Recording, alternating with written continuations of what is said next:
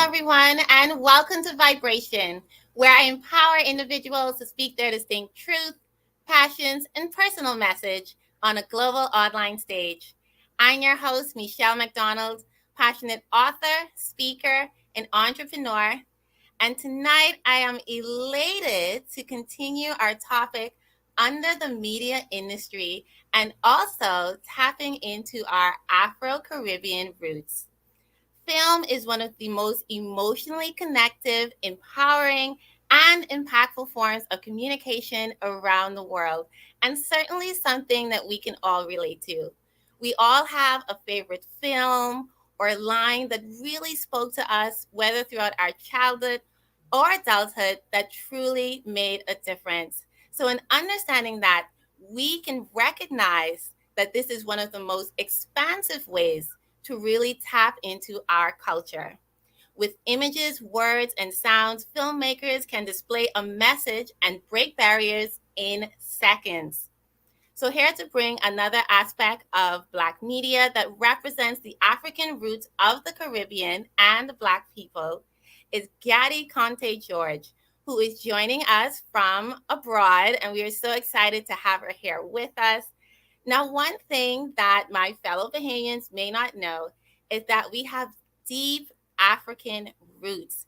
This is also something that is the same throughout the Caribbean. So, really having Gaddy here with us tonight is extremely important, and we appreciate her presence with us. So, we're having a bit of a twist to our theme, which is Representation Matters, the Afro Caribbean Connection. And our topic, echoing the voices of African diaspora cultures and complexities. Co founder of Oya Media Group, Sierra Leonean Canadian Gaddy Conteh George is a two-time Canadian Screen Award winning filmmaker. She is committed to working with systematically excluded and often unheard communities, especially those that represent the rich cultures and complexities of the African diaspora.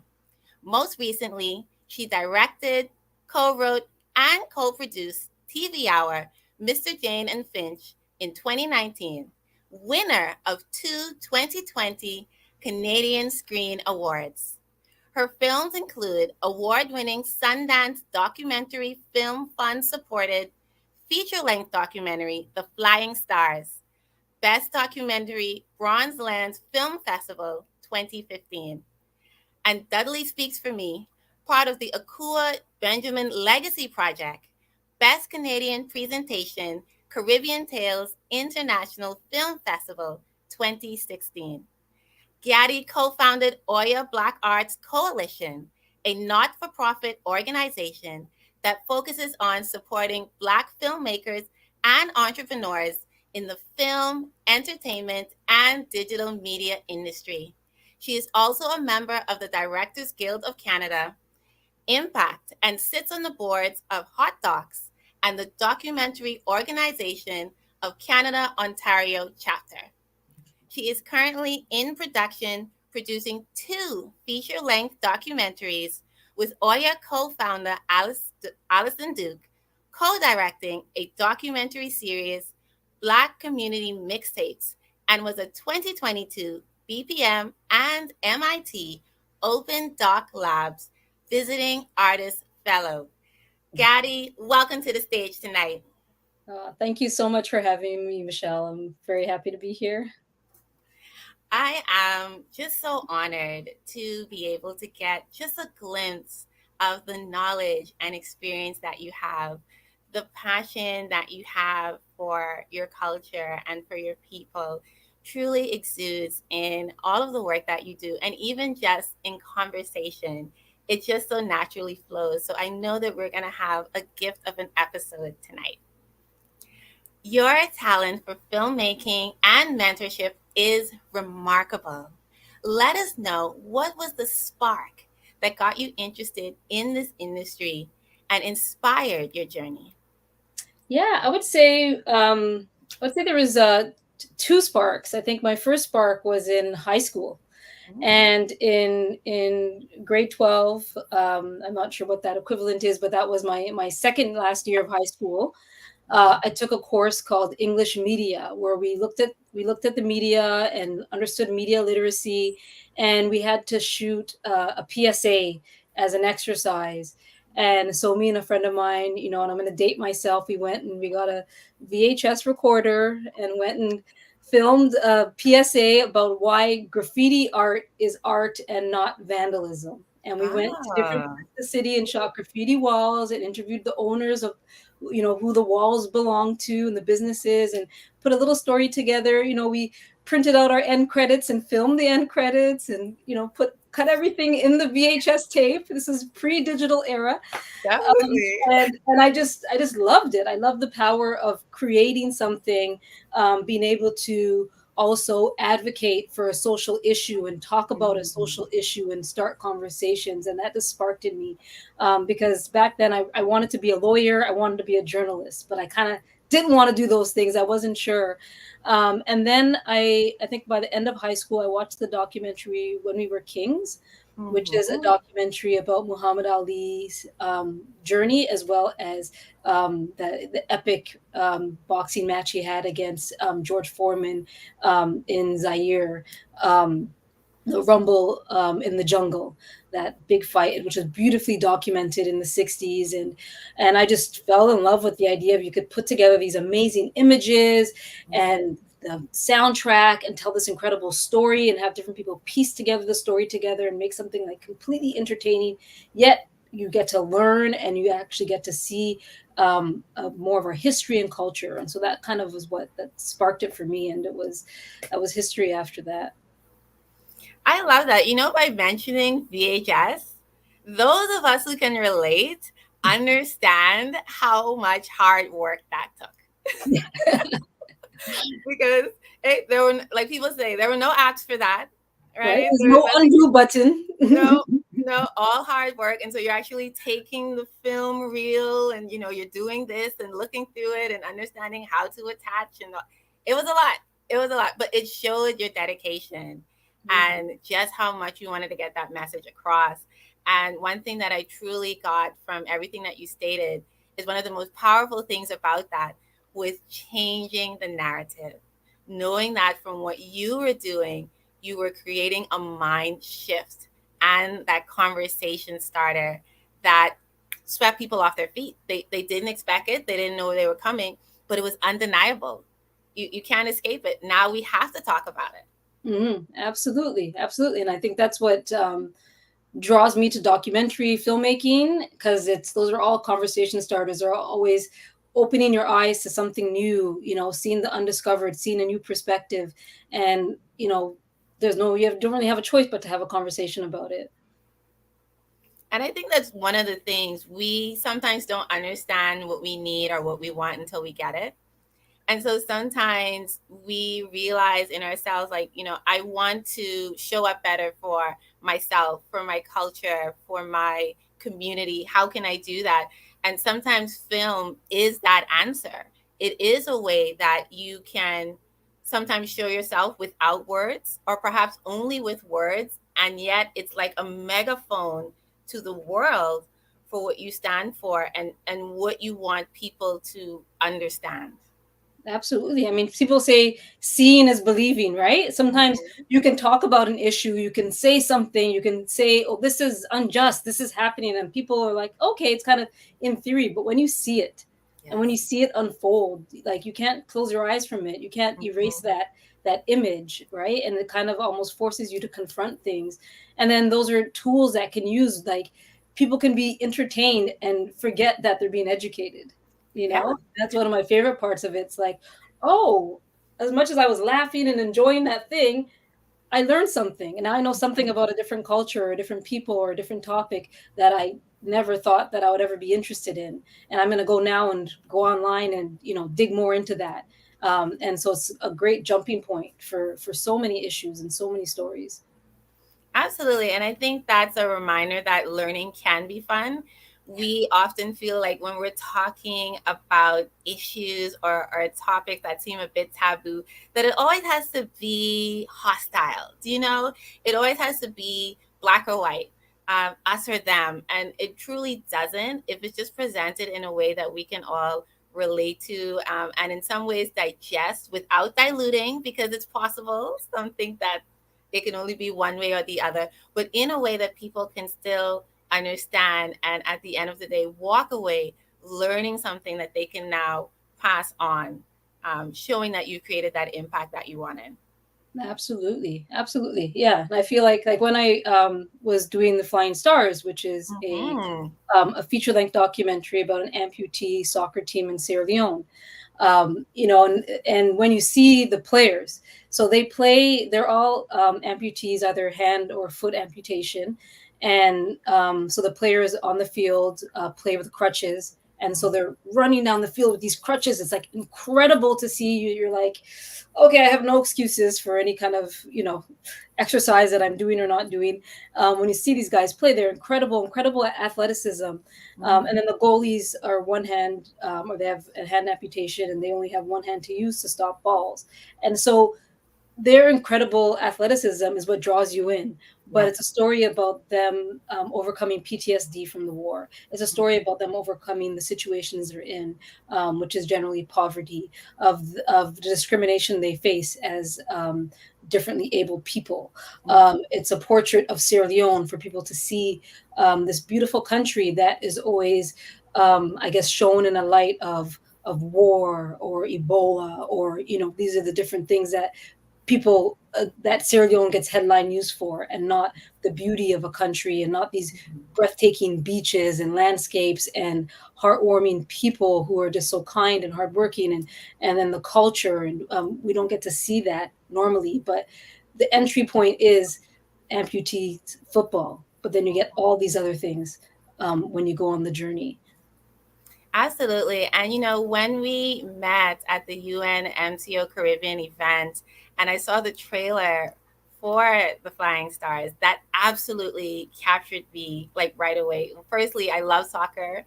I played it in high school. And so I understand the rush of it, the energy, the focus, the drive, and you're in it. So I got it from that aspect. But it's also an understanding that that was their way of expressing themselves, right? Expressing the struggle at times, expressing the strength, providing that hope for other persons who were amputees, who are dealing with PTSD, and even bringing that aspect of mental health into the conversation as well.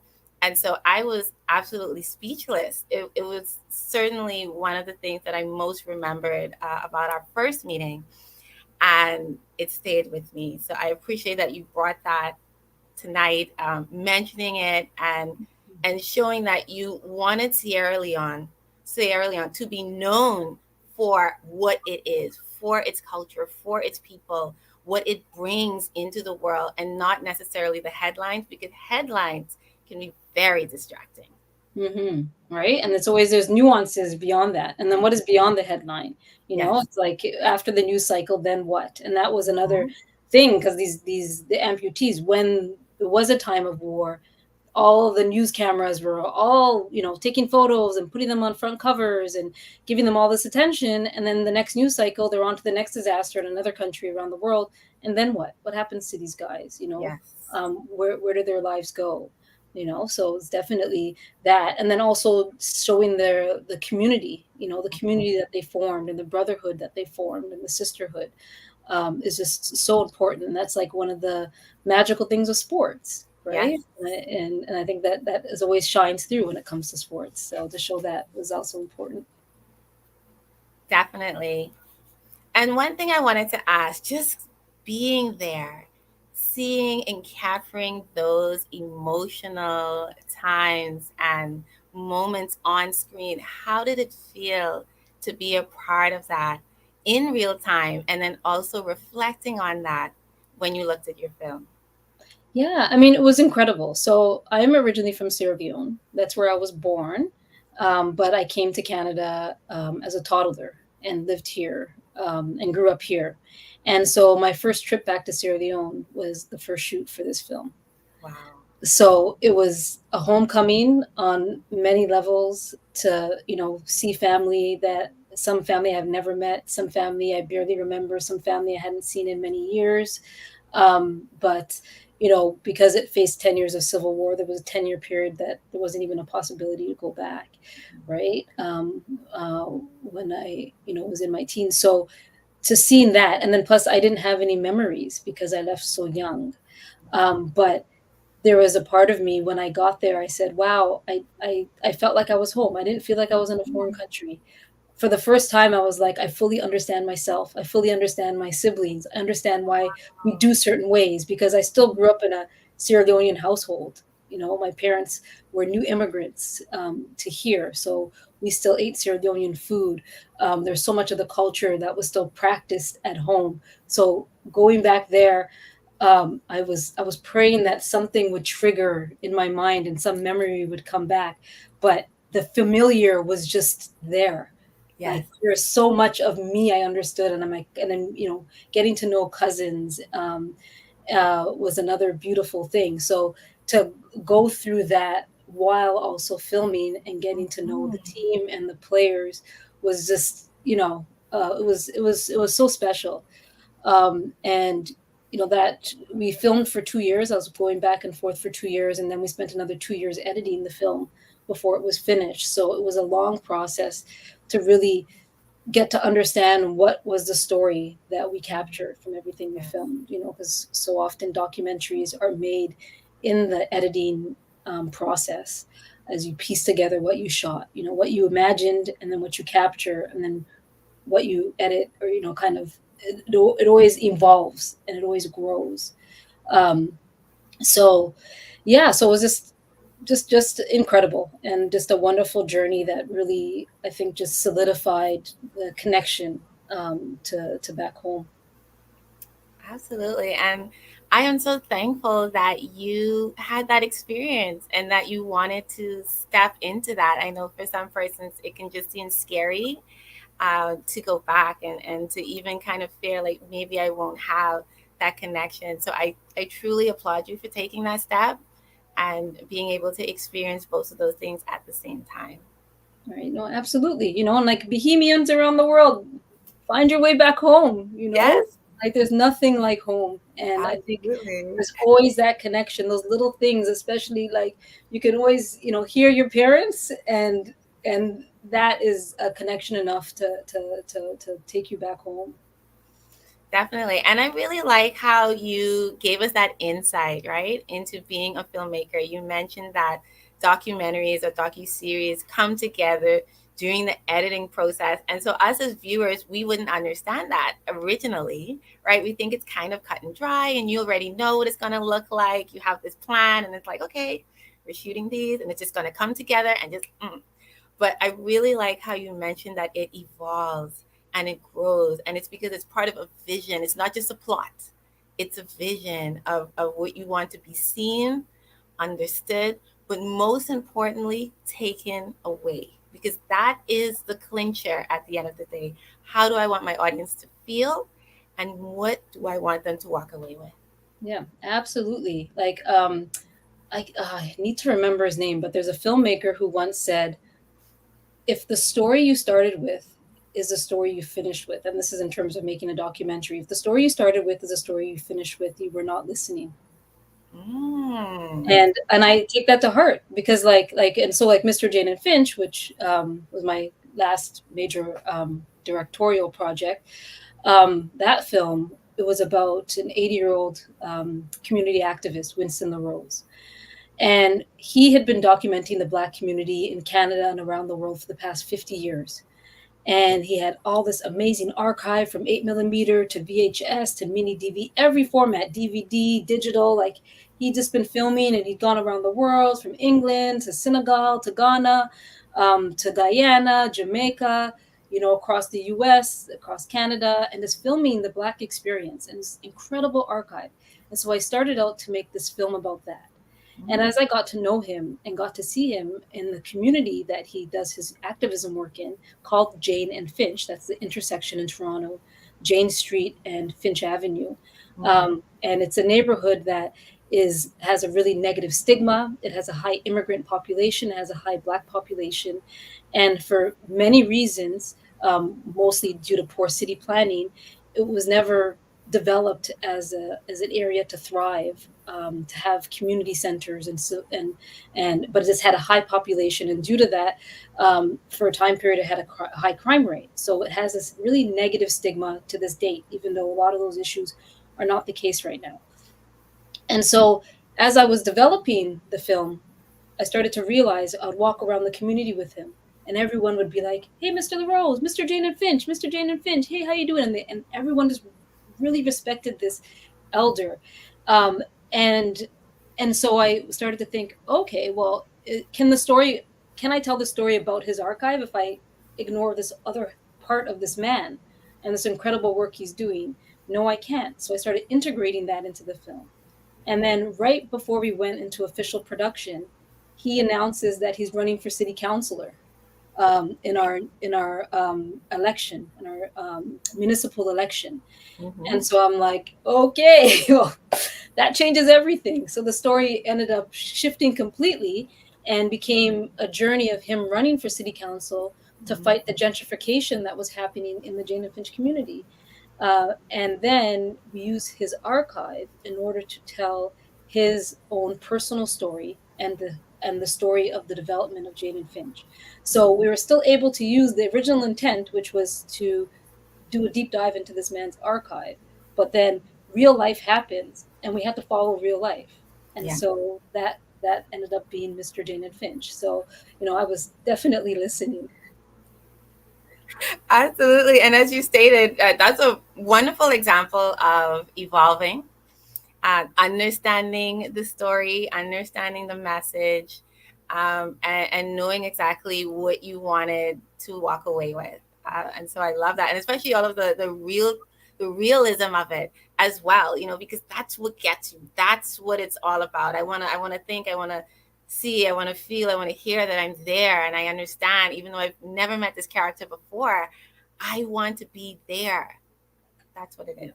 Yeah, absolutely. And then you have to like have a great team. Like, like I said, my business partner Allison Duke, we do a lot of creative collaborations, and so we wrote that together, and had some really great insights. And we worked with editor Sonia Godin Togobo, who's an amazing Black woman editor, like amazing. And just to be able to like work with other people, bounce off ideas off each other, really piece together the story, and open your eyes to like you might be seeing something one way, but to be able to collaborate with others, because film is such a collaborative effort, Mhm. was just really helped elevate the film to like next levels. Definitely. So, of course, a huge shout out to co founder Alison Duke for her work, her creativity. And trust me, there is a certain beauty that comes from being able to bounce off ideas from someone, especially as a creative. So, I totally get it. It's a Absolutely. must. Yeah. So, one thing that we talked about was feeling at home, coming back to that sense of familiarity. And there are certain things about our home that we recognize, that we love, and we feel that is so unique. And a big part of that is our language. This is also a huge part of filmmaking and being a part of connecting the culture to the people all in one place. Now, there are certain parts of the Caribbean where they use the term Creole as a part of their language on a regular basis. And there are other countries that tend to feel as though there's a stigma around the world. Can you tell us and give us a bit of insight when it comes to Creole in Sierra Leone?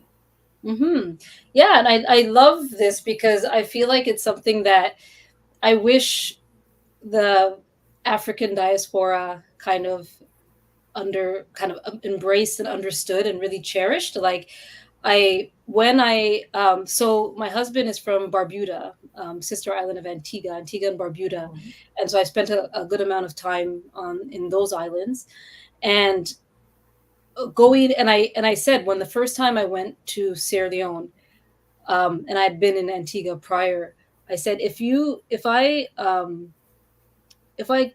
close my ears, I would feel like I was in downtown St. John, Wow. because the architecture, just the way Mm-hmm. the streets are, there's so much similarities between, especially West Africa and the Caribbean. We are all the same people. We Yeah. all, we were taken from West Africa. We're Mm-hmm. siblings. And one thing that has stayed, and I think people don't recognize has stayed, has been the language. Language is the one thing that I think, when we think of like um, colonizers and people who want to destroy cultures and impose cultures, the first thing they do is say, don't speak your language, you must learn ours. Yes. And one thing that has been able to survive the Middle Passage, survive these years, has been the Creole, the Patois, the Creole, like however we call it. Like in Jamaica, you call it Patois. In Haiti, you call it Creole. In Sierra Leone, you call it Creole with a K, Krio. Mm-hmm. And there's so many words that have traveled. And I bet, like, I won't even speak Creole to you because it's with my Canadian accent. It sounds really bad. I don't want to embarrass myself, but if I was to speak Creole to you, and if you Mm-hmm. speak Bohemian Creole or whatever you call it in Bahamas, you'd probably be able to understand what I'm saying. Yeah. Same thing with Patois. If you go to Ghana and you speak, and like in Ghana, Nigeria, they call it pidgin. And Mm-hmm. if you go there and you hear pigeon, you'd be able to pick it up. Like I can kind of understand pigeon. I pretty much understand pigeon. I can understand patois because I grew up with a lot of Jamaicans in Canada. And I think it's something that unifies us as a diaspora, but we just don't even realize it yet. Mm-hmm. And I think because there was an effort to assimilate us, to take us into Western culture, I think there's a stigma like, oh, that's not proper English, or that's what people who are uneducated speak. And there's this Yes. Yes. negative stigma where, to Mm-hmm. actually be able to take a language, take pieces of multiple languages, put it together, create its own syntax, Mm-hmm. because there's actually rules to the way, like, in Sierra Leone, you say "komode" when you want to tell someone to come out from where they are. Because I say that to my kids all the time. Like, I wouldn't say, I would say it in that order. I couldn't say it in Mm-hmm. any other order, and I know that that's a language rule. There's actual Yes. grammar involved, and I think there just needs to be. And even the way Americans speak, where they used to call it Ebonics, now it's African American vernacular English, and I think there needs to be more study and a more appreciation and a more Mm-hmm. respect given to our various dialects that have survived.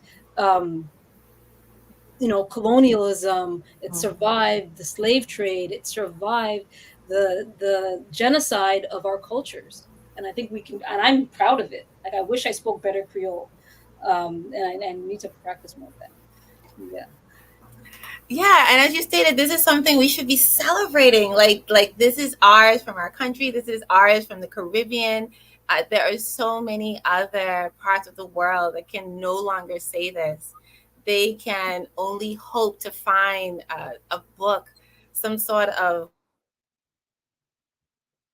words that they feel as though they're getting a part of the origin of where they're from. There's been so many generational loss on their end, and they are seeking, pleading to understand that part of themselves, because as you stated, being home is also a feeling. It's not just an image. I don't have to be in a particular space to know and understand that I am home. And this is my natural sense. This is my natural speech, my natural tongue. And I should celebrate that, relish in that as much as possible. absolutely, absolutely. And I love that. I love that it's resurging. Like, if you look at Indigenous culture, at least in Canada, the Indigenous people to Canada, they've survived the residential schools and mass genocide, and this generation of Indigenous people have reignited their languages. Like, there are some Mhm. cultures that the last five elders that spoke the language were dying, and the young generation have revived language. So the fact that we've had pieces of language be able to survive, and we have speakers who are strong, Yeah. our parents, I mean, they cuss us out in our, creoles. We understand that, Exactly, all the way. We're like, okay, I get it. I right? get And I think we just need to like grasp onto that and hold that dear, because I think that is so great, and I think like at Oya Media Group, we're really trying to tell stories that reflect the African diaspora. Our stories aren't limited to the Black Canadian experience. We Yeah. want to tell stories from around the world, because there's so much that unify us as people of African descent. Definitely true. And I really like how you mentioned Black Canadians in Canada, because I wanted to point out the Being Black in Toronto film and how that connects to microaggressions, cultural sensitivities, all at the same time, and being able to capture that on film. And the thing is about all of this, it is a bit different from some of the ways that you would have gone about making a film, because this was actually a part of a workshop. Can you tell us more about that? Yeah. So on the other side of what we do, and being Black in Toronto um, was part of the early days of our nonprofit work. So we have a program called the Oya Emerging Filmmakers Program, which is a program where we take postgraduate emerging Black filmmakers that are under 30, and we take them through a 9-month program where they learn all aspects of filmmaking to kind of set them on their career path. We do networking, just uh, um, career development, soft skills, hard skills, a lot of things that in university you get that film 101, but a lot of times you don't get the how to navigate the industry, how to work in the industry, connections in the industry, because so much of the film industry, it's a relationship based industry, and so Mm-hmm. much of it is about who you know and how to navigate that world to know more people, to get into the right spaces. And of course, being in Canada, Black Canadians aren't always in the right spaces or have a legacy of being in these kinds of spaces. So we've carved out this program to do that. And so in 2019, we partnered with another organization, Fabienne Colas Foundation, to create this Being Black in Toronto series of short films, where we took 6 young Black filmmakers, and they each got to make a short, 10 minutes or under, short documentary, and the topic was being Black in Toronto. And so each one of them picked a different angle, a different topic to explore that issue in a different way. One was about gentrification of a historically Caribbean neighborhood we call Little Jamaica, that's in the process of being gentrified right now, and just the troubles that the Black business owners in that community faced. Another one was about her parents who faced like her father, who was facing homelessness issues as an immigrant from Ghana, and her mom finding community here, being away from their native home. Another one was about a Black dancer, kind of breaking the stereotype of what a Black ballerina should look like, of like what a Black male should be. And those are the kinds of stories that we told. And it was just an amazing experience, because it was great to take them from idea to completion of their project. They had a set amount of time, a short amount of time period, and we just guided them through that whole process. And they ended up winning a Canadian Screen Award in 2020 for Best Direction for Documentary Series. So each one of those directors now are Canadian Screen Award winners, which is like an Emmy in Canada. It's one of our top honors for filmmaking. So that was great, and since then, every year for our Emerging Filmmakers program, we do project creation, where they do, and we change it up. One year we've done a web series, another year we did a half-hour documentary show. We've done short films, but each year a different kind of topic. One year we did Black love, so different stories, and just to give them the real life experience of to make a project from start to finish, and then we get it out on the festival circuit or on television, and they can use this now to build up their portfolios and to go out in the world and get more jobs, and really start carving out a path for them in the industry. Definitely. Well, huge kudos, applause to you and your team of that program, and also the first postgraduate students that you worked with, for that honor. just from the first year that you implemented the program. That is a huge, huge win. And I think that that's a testament to your creativity, to the team coming together, the knowledge and experience that they brought on, and also how open the postgraduate students were, because that's a huge part of being creative, especially when it comes to film, is Mhm. always being open to change, open to ideas, open to evolving, as you stated, so that you can create something that's a masterpiece that can be enjoyed by people all around the world. So huge kudos to you for that. So, of course, I have a key question. You're always in front of the camera. So, being behind the camera, more so hands on with the mentorship aspect of it, how was that for you? Like, did it feel really different, or did you find it very rewarding? Oh, very rewarding. And I'm not the only time I'm in front of the cameras, these kinds of settings. But I'm generally behind the camera, whether I'm, producing projects or directing projects.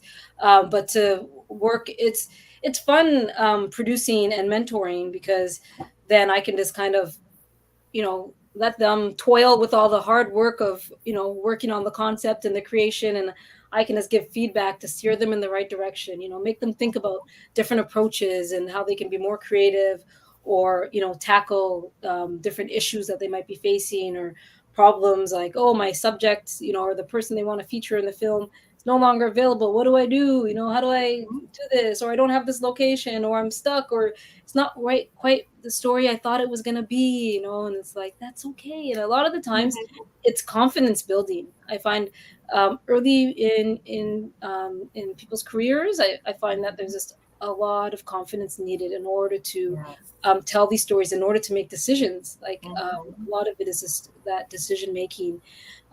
So I love the mentorship part.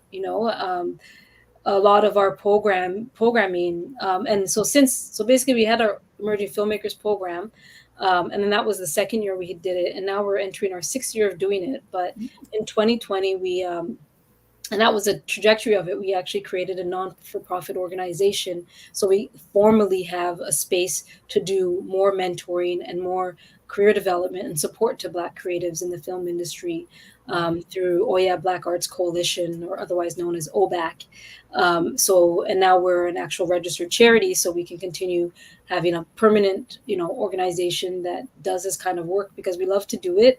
And Mhm. it's a great pipeline for us, because young people that go through our program, we tend to end up hiring them, because we get to see them. I call it a 9-month interview, because we get to see them through the program. And normally at the end of the program, we normally bring one or two on as an intern, or hire them. Like one of them, we had one great, person in the program that was a producer in our first year. That was 6 years ago, Mhm. and she now has gone on to the Canadian Film Center to do the producers program there, which is a really prestigious, program to get into.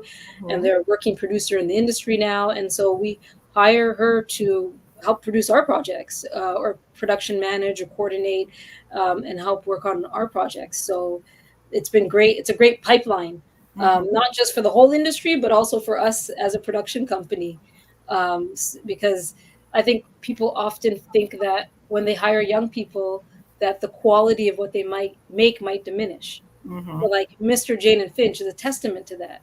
It Yeah. won 2 Canadian Screen Awards. We had young people from our program as assistant editors, as production assistants, at set Mhm. photography, as, helping out with motion graphics.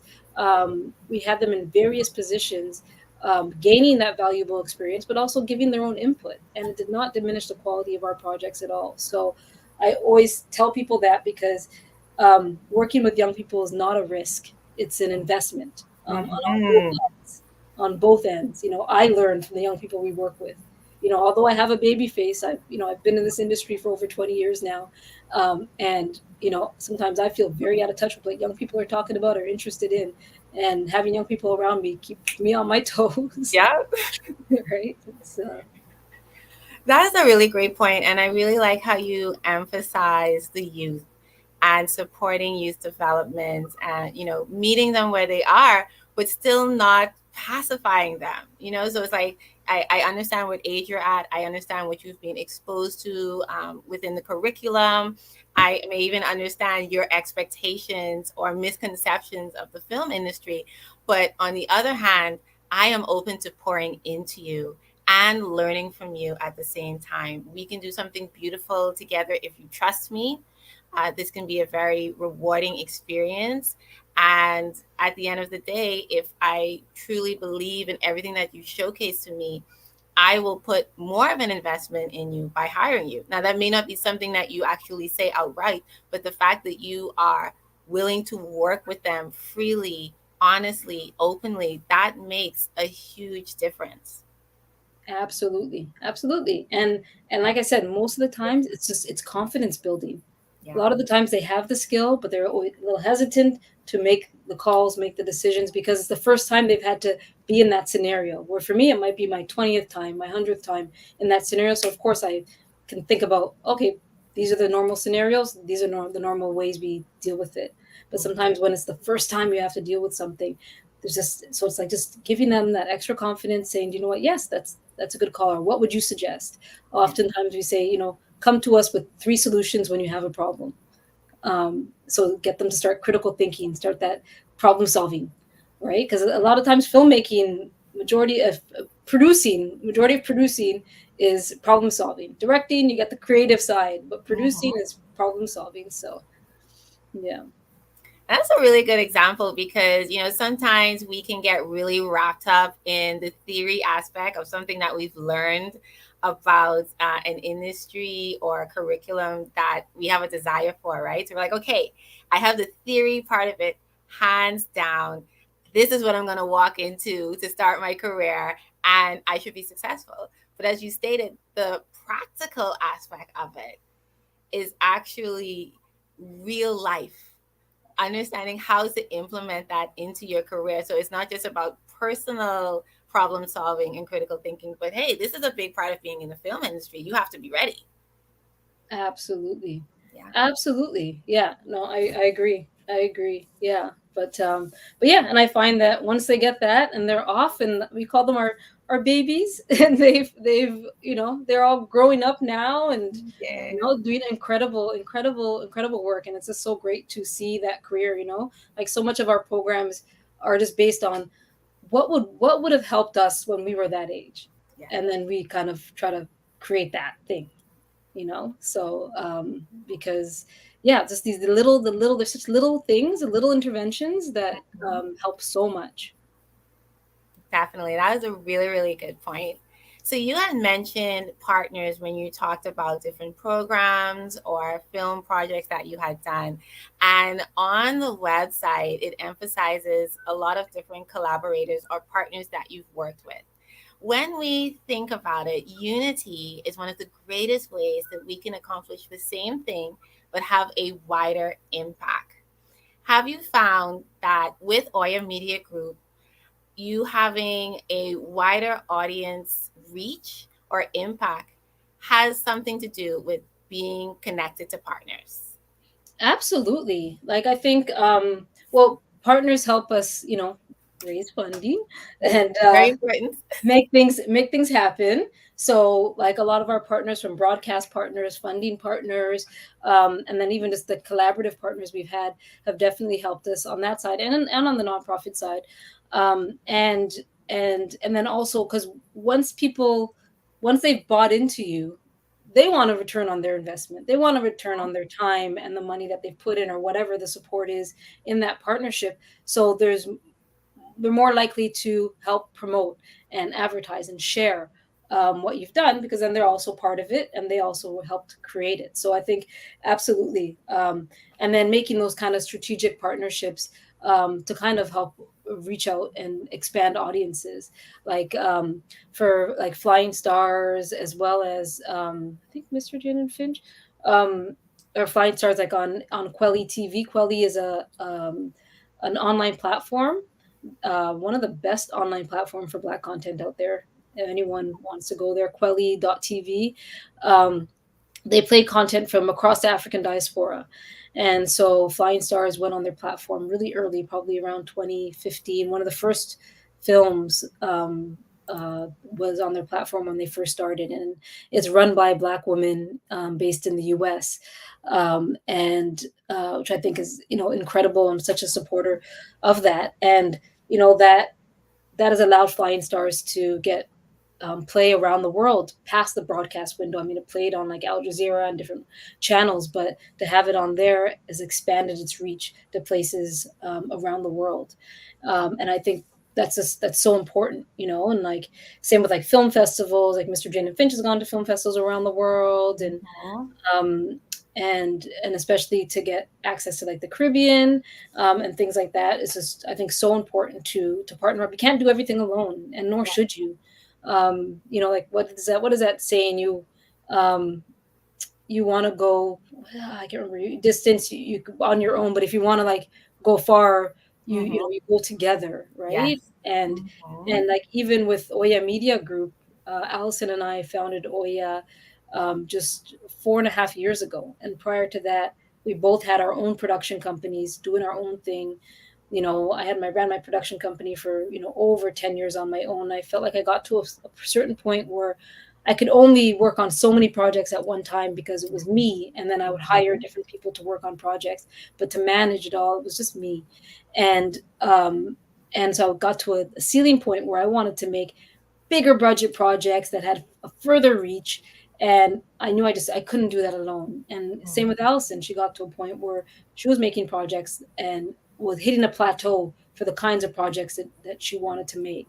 And so in order for us to go bigger, to go wider, we joined forces, and it's been like nonstop since. Yeah, and from everything that we've learned already, you're certainly making an impact, although it's been 4.5 years. And so that really says a lot about collaboration, but also the passion that you both have, and you implement that into the work that you do. Hmm. Absolutely. And I think it shows. I love what I do. I don't feel like it's work. I mean, sometimes, but most of the time it's pure joy because it's what I want to be doing. And Mhm. it's how I want to do it. We pick our projects very carefully. We partner very carefully because we, especially for documentaries, like the average documentary takes 5-6 years to make. Mhm. So you have to really, you're investing time, Yes. and you have to really be passionate because in this industry you get more no's than yeses. For every yes there's 10 no's that nobody sees. We put on social media, oh, you got into this festival, but nobody sees, okay, I got rejected from those other 5, those other 10. Mhm. Right? So to be able to with withstand that, you really have to believe in your project because you're going to have so many people telling you no, not interested. And so the way I look at it is like, when I get a no, it's not a no, it's just a not for them. Yes. Right? It's going to be a yes for someone else. Absolutely. I love that change of perspective. Helps keep you going. Especially if you're young and new, you're like, okay, just move on to the next. That's Oh yeah, all. it's heartbreaking when you put all that time and effort into a grant Mhm. application or into a pitch, and you go and you pitch, and then they're like, sorry, this isn't a quite right a fit for us, or sorry, no, we're not interested in this anymore. And it's like, okay, it's not right for you, it'll be right for someone else, I'll keep it moving. Yeah, definitely, definitely. So, one of the key aspects of film that you are truly committed to is bringing voices to those who are excluded, unknown, or perhaps have been silenced, especially when it comes to the African diaspora. When we think about the cultures and the complexities that you want to showcase for the world to see, I applaud you for constantly keeping your culture close to your heart and pushing to ensure that it is recognized on screens far and wide. What inspires you to focus on this aspect of your commitment? Yeah, I think it was growing up and not seeing myself reflected when I turn on the TV, or when it was reflected, it was in such a negative way, in a way that I knew was not true or wasn't the full story. There was no nuances involved. Um, and like when I first started in this industry, I started out as an editor because I thought to myself, um, so much happens in the edit room. So much happens when you're piecing a story together. You show an image of something, and what you show next, or what you say and what you show, are impacted, right? Like I could say, oh, I could say, okay, we're gonna show a picture of black men. Well, what kind, right? And if we're gonna have, like, okay, for perfect example. So when we were doing Being Black in Canada, or Being Black in Toronto, um, we had to put commercial breaks in, and one of the stories dealt with gun violence. And at the end of the story, we needed to put just a shot of the city, any shot of the city, with the title of the show, and then we go into commercial break.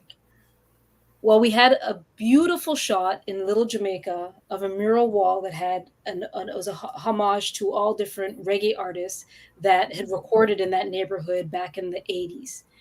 And it was a beautiful, beautiful mural, and it was very distinctly the Little Jamaica neighborhood.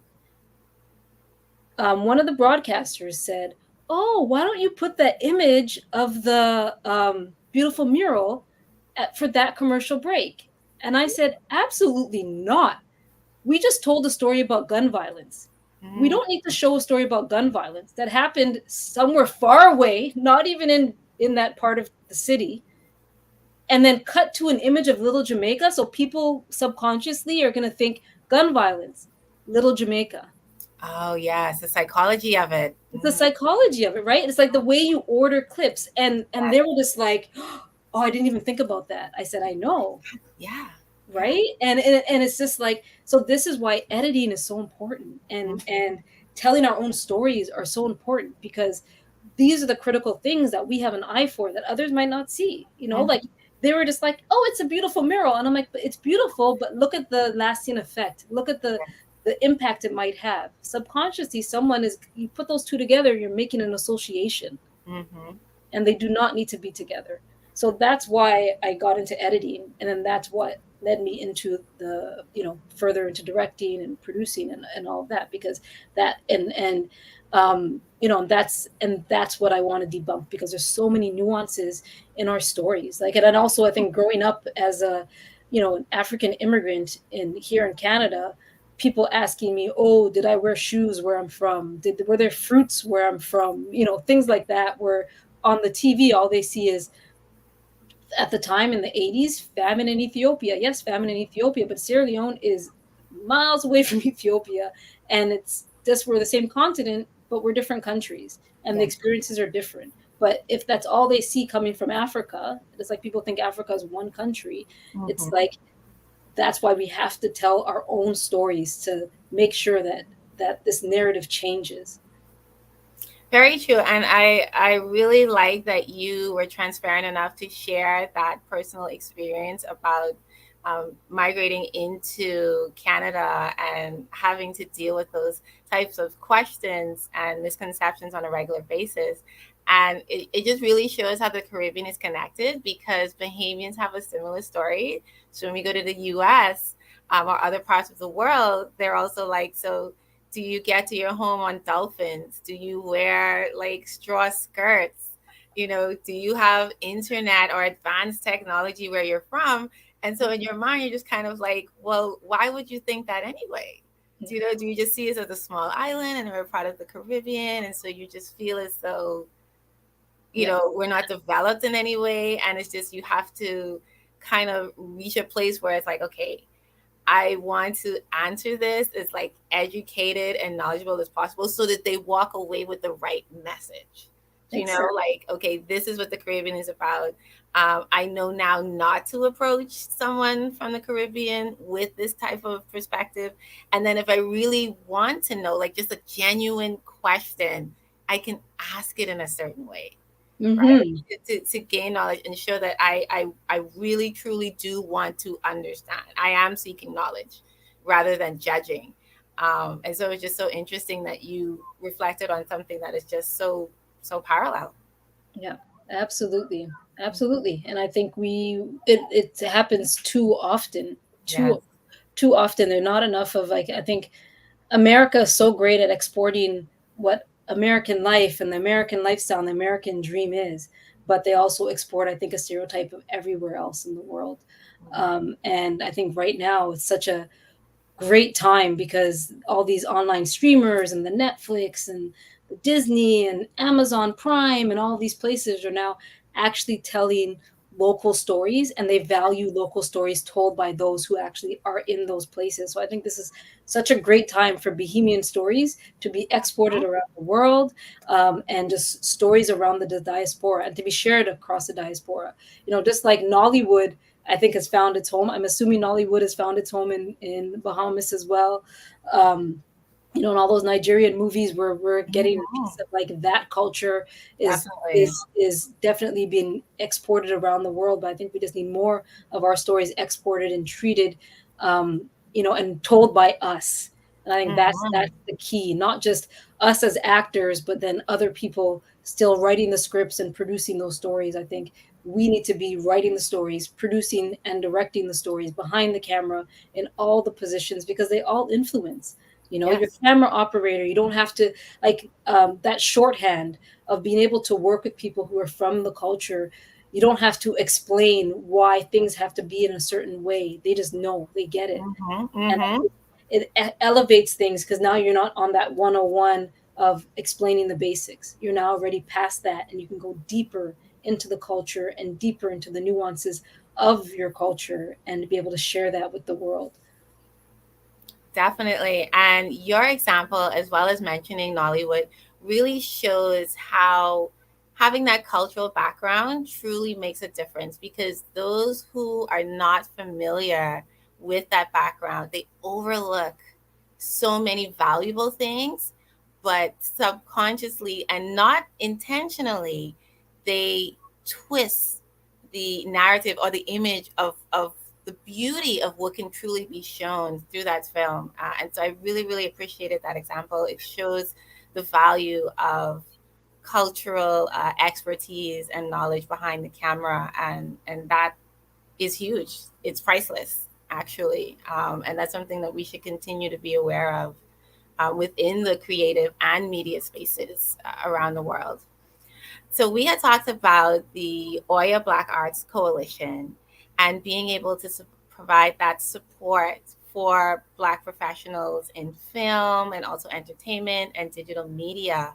Have you seen a difference since implementing this not for profit when it comes to the persons that you're working with and supporting? Oh, absolutely. So we have 92 alumni from our emerging Oh, program now, awesome. which is great. And then we also have a few other programs, one called Scale Up, one called Career Leap, Career Bridge.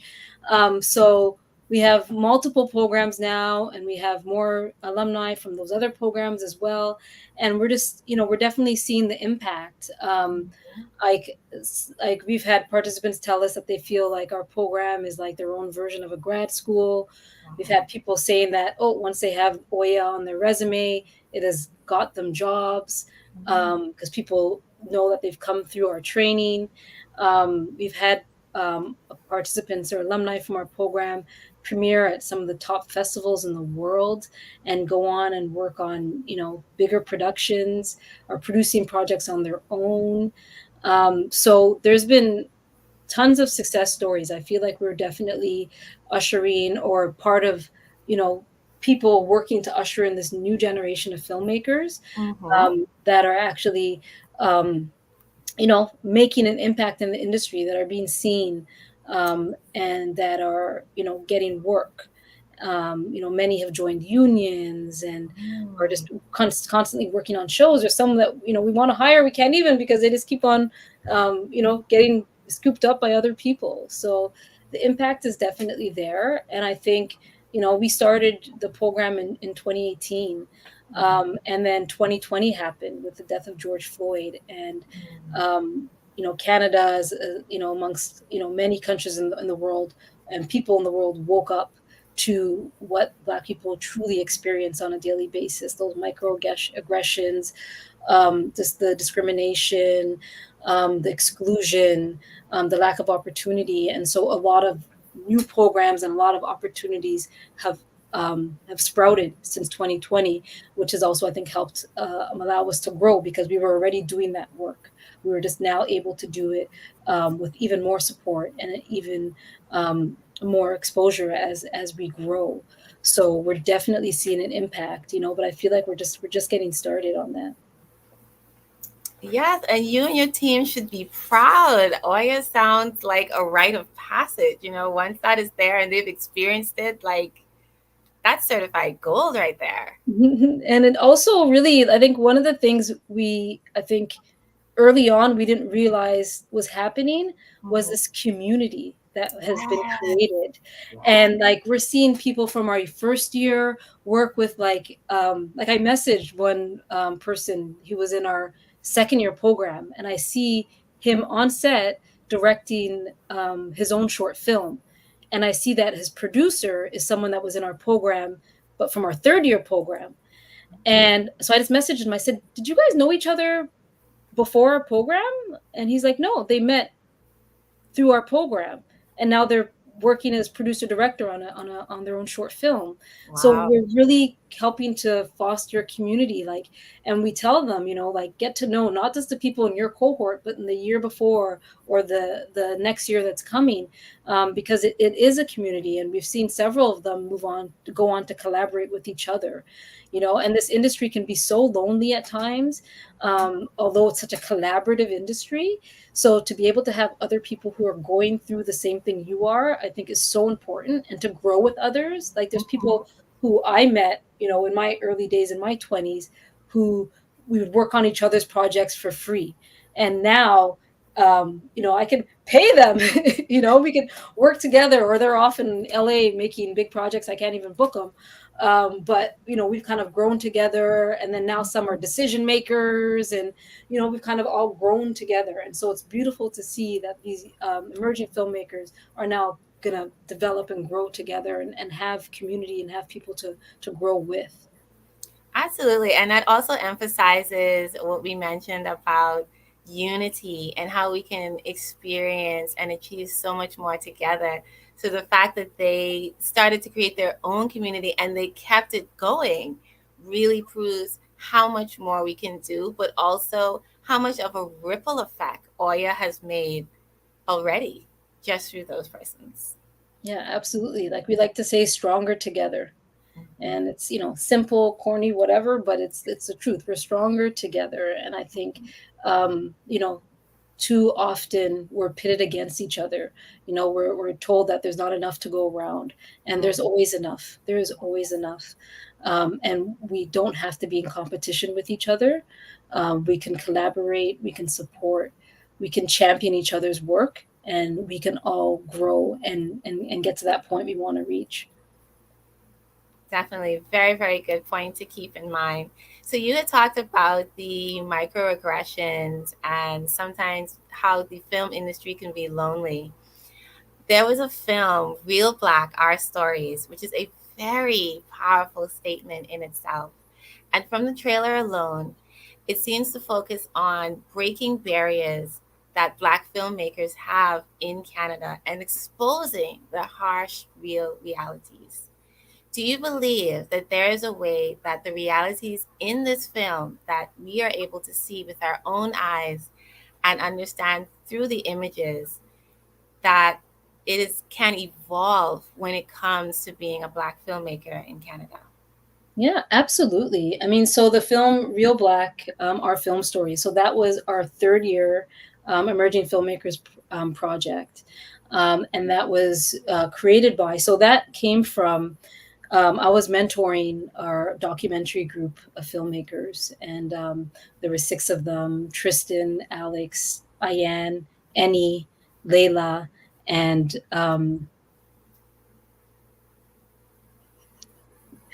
Layla, okay. Ayan, M, Tristan, Alex, M, Eni, Ayan, and Layla. There we go. Um, and so the six of them, and we started having a topic about what was a film by a Black Canadian filmmaker that they liked, or name a Black Canadian filmmaker. And they all had a really hard time naming Black Canadian filmmakers and Black Canadian films.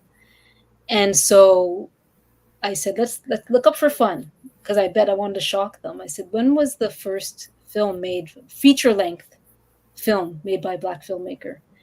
And then they got to discover that first time a Black person in Canada made a feature length film was in 1995. Whoa. Black people have been in Canada since the first Europeans came to Canada.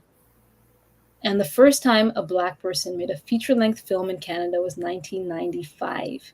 Mm. So that in itself tells you about the barriers that are in this industry Yes. to get to that level, to be able to make a feature length film.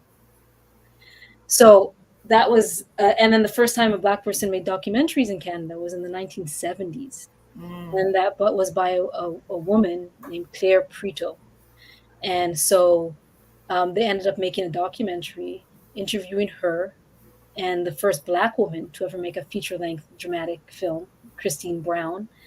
Okay. And then a producer of the first Black film, feature length film, Karen King. And they featured, so they interviewed a bunch of pioneers so they can understand what is their place in this industry. Mm. What do they have to look forward to or not look forward to? What are the barriers that they're going to have to overcome as they start their career, standing on the shoulders of all of these great trailblazers who have paved the way for them. Mhm. And so that was an incredible project. We made that project through the pandemic. We all met in person for the first time on the first day of filming. Wow. Um, we did pretty much it all over Zoom. All the editing happened over Zoom. So it was incredibly difficult, but it was just Mhm. so rewarding. And I think such an education. And that film recently won Best Writing and audio, and it tied for audience awards at the Women in Film and Television Showcase, which is a really exciting and important event for women filmmakers and and women identified non-binary filmmakers. And so it was just, I think, great for them to see. And it's also won Best Short Documentary at the Caribbean Tales Film Festival Mhm. last fall. So it's making an impact, and I think it's such a great testament to um, showing our elders, Mhm. showing where we came from, but Yes. also a projection into the future. Because part of the film, what they did was they interviewed the elders, but they also showed behind the scenes of them making a web series. That was the Mm. other part of our program. They made a dramatic web series, and so they followed two of the directors from the program who were directing the web series, or a few episodes from the web series, so we can see they could. And it was really about showing the community that they were creating through making these projects, being on set and seeing other Black people on set. Because you Yeah. can go to sets in Toronto now and not see any Black people, not see any people of color. Whereas Toronto, the population of Toronto is 50% racialized people, Wow. but you can go to a set and see not any In the Black corner people. room. So Mm. it's an industry that, I would say, compared to some other industries, it's there are movements being made, and there's a lot of work to be done. Mhm. But I think there's still barriers. There's still definitely barriers. Thank you for sharing that. And as you stated, just being able to do all of that over Zoom and, keep that vision alive, keep that confidence going, that really, really says a lot. And so I applaud all of you for being able to do that and sticking with the vision for what you wanted and seeing that come into fruition. And of course, the impact that it's making, sharing that message that so many don't know about, but needed to know. Sometimes we don't know the message that we need to find our voice again. And it's that type of film, being able to give that back. Yeah, yeah, So, absolutely. Gaddy, you have shared so much with us. We are already excited about this program, even some of us who are not filmmakers, because it is a game changer. You've already talked about workshops, films that you have worked on, maybe one or two things that are coming up. So, of course, we want to know, how can we support you, support your program, support Oya in any way possible, and what's next? Yeah, yeah. So I'll start with what's coming up next. So coming up next, we're just in the process of finishing two feature-length documentaries. One is on Stacey Ann Chin, a poet and LGBTQ activist. She's Jamaican American. And so it's a journey of her um, finding forgiveness, exploring motherhood, exploring daughterhood, being a daughter from a complicated relationship with her mother as she raises her own beautiful, strong, just talented daughter, Zuri. And so that is just a beautiful film by director Laurie Townsend. And that one is coming out this fall. And we also have a feature length film, which I know probably be excited for as well. Bam Bam, the story of Sister Nancy. And so that one is looking at the great Sister Nancy and the the incredible journey of her career and the making of the song Bam Bam. And as the song hits its 40th year, 40th anniversary, and so we follow her on tour and just explore her story. It's and the many issues around the story. So that one we're really excited about, and so that one is also in the works. And then our other project is Black Community Mixtapes, where we're looking at Black Canadian history through the eyes of those who experienced it, and contemporary Black Canadian history, so from like the 1960s to now, through the eyes of those who experienced it and those who recorded it, documented it, and archived it. And then how it connects to the African diaspora. Um, so those are our major projects that we're working on right now, and they have broadcast in Canada, and then some we're looking for partners internationally. But you can follow along at on Facebook, Instagram, Twitter at Oya Media Group or Oya Black Arts Coalition. And you can find us our website oyamediagroup.com or oyablackarts.org. For the websites. We're very active on Instagram and Twitter, and also Sister Nancy documentary. I believe it's Sister Nancy Doc on Instagram, and I think that's for that. But I think all of our other projects you can find on Oya Media Group's socials. So we're really excited about these projects. They all have Caribbean connections. Awesome. And ready to take on the world, and then we'll have our next batch of projects go. So yeah. Awesome. Thank you so much for that. Yes, we're definitely excited, and I know the song that you're referring to, so I definitely want to see the film and everything that surrounds it, because we hear a tune, we hear some words, we love it, we dance to it, but oftentimes we don't know the background to it at all, and it gives us a renewed perspective, but also appreciation for what that song represents. And so I'm sure that a lot of us throughout the 40 years that the song has been around is looking forward to understanding it a lot better.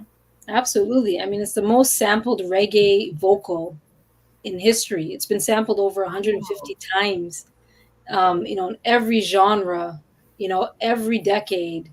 And it's such a wild ride of a story, looking at women's empowerment, the fact that she was a woman DJ in the 80s, on the mic. That was rare. That was rare in the Caribbean, that was rare anywhere in the world. So it's such I think, a very rich story, so many layers. And just to see, it was one of the first tracks to ever cross over into hip hop, to bring the reggae element to hip hop. So there's just so much there historically, musically. If you're a music fan, this is the film for you, and then just loving the Caribbean connection, the hip hop connection, and then she's such an incredible firecracker of a personality. It's just amazing to see. So very, very excited about that project. Yes, and there are going to be so many others who feel the exact same way. Yeah, I should also say that one is directed by Allison. Yes. Duke, she's directing that. I'm in the producer's chair for that one, and as well as the other one. But just it's lovely to collaborate with with a really strong team on all of these projects. Definitely.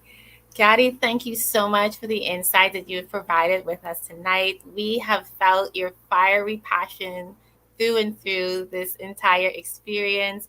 I applaud the work that you are doing with Oya Media Group, with the not for profit organization as well, the programs, the workshops. It is continuing to make a difference, not just throughout the lives of those that you are impacting, but most importantly, the generations.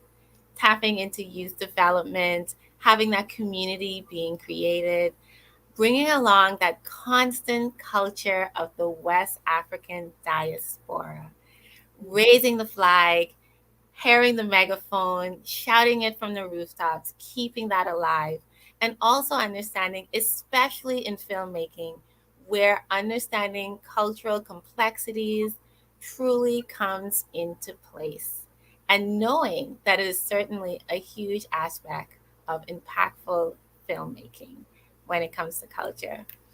I thank you so much for sharing your story, also for your team and Allison Duke, who is doing incredible things, and also for sharing all of the ways that we can connect with you and learn more about your upcoming projects. As a reminder, this episode is proudly sponsored by Amber L. If you are just tuning in, you can watch the full replay on Facebook and YouTube. And we also give another special thank you to our audience as well as our guest speaker who is making waves when it comes to representation in the Afro-Caribbean culture. I thank you all for watching and invite you to join me next week for another episode of Vibration where we raise your frequency and amplify your truth. Bye, everyone. Bye bye. Thank you.